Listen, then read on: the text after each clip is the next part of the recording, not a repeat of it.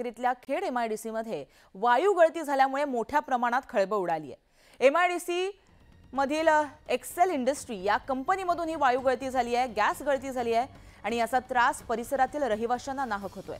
लहान मुलांसह 40 ते 50 जणांना वायू गळतीमुळे त्रास झाला असून संतप्त ग्रामस्थांनी लोटे एमआयडीसी मधील या कंपनीसमोर आंदोलन केलंय। तसंच संबंधित कंपनीवर गुन्हा दाखल करण्याची मागणी सुद्धा आता मोठ्या प्रमाणात जोर धरली आहे।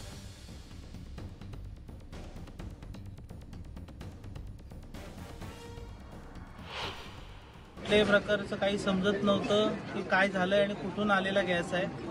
लोक सैरावैरा पळावं लागली, काही लोकांना त्याचा गॅसचा त्रास झाला आणि तो एवढा त्रास झाला की त्यांना गुदमरल्यासारख्या परिस्थितीत, म्हणजे अशा परिस्थितीत ती लोक झालेली आहेत। त्यामुळे वाडीतील काही मंडळी एक्सेलच्या गेटवरती आल्यानंतर या ठिकाणचाच गॅस आहे आणि तो पीएच प्लॅन्ट मधून PCL5 हा नावाचा गॅस आहे असं त्यांनी मान्य केलंय।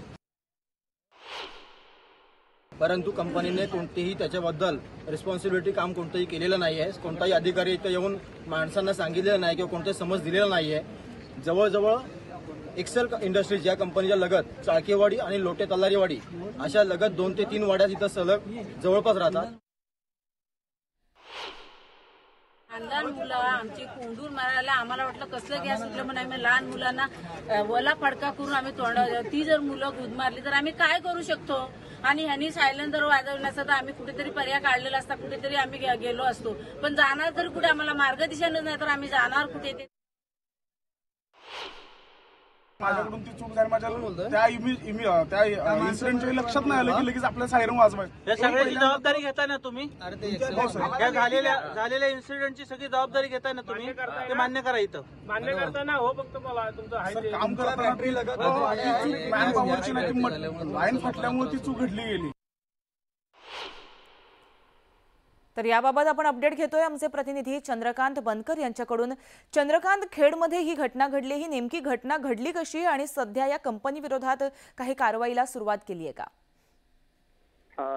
काल रात्री 8 वाजण्याच्या सुमारास ही घटना घडली होती। ती केमिकलचं जे रेग्युलर प्रोसिजर चालू असताना अचानक पाईप फुटला आणि त्याचं केमिकल आहे ते बाहेर पडलं। त्याच्याशी हवेशी संपर्क झाल्यामुळे गॅस निर्माण झाला आणि त्याच कंपनीच्या लागून असणाऱ्या जे तलारीवाडी आणि चाळकेवाडी आहे या दोन्ही वाडीमधील 40 ते 50 लोकांना श्वसनाचा त्रास होऊ लागला।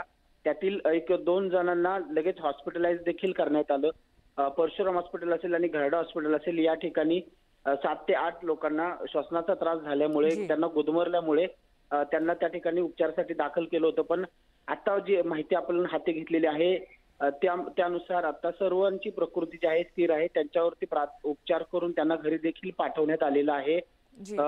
काल हा प्रकार झाल्यानंतर प्रचंड जमाव जो आहे तो त्या कंपनीच्या गेट समोर गेला होता आणि प्रशासनाने त्यांच्यावरती कारवाई करावी अशी मागणी केली होती। कारण लोटे एमआयडीसी ही ह्या एमआयडीसी मध्ये सलग या महिन्यातली ही दुसरी घटना आहे। याआधी देखील एका कंपनीमध्ये अशाच प्रकारे गॅस गळती झाली आणि लोकांना त्रास झाला होता।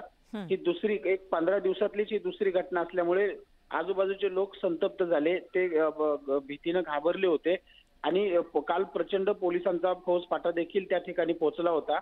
प्रकृती सर्वांची चांगली आहे। त्याच्यामुळं आता जी कंपनीची ही घटना कशी घडली, कशामुळे घडली, कोणत्या तांत्रिक गोष्टीमुळे घडली याचा तपास जो आहे हा आज या ठिकाणी सुरू होईल। महाराष्ट्र प्रदूषण नियंत्रण मंडळ असेल किंवा health and safety department Maharashtra शासनाचं असेल त्यांच्याकडून आता या घटनेची तांत्रिक तपासणी आज केली जाईल। त्यानुसार कंपनीवर काय कारवाई केली जाईल हे आता आज समजेल।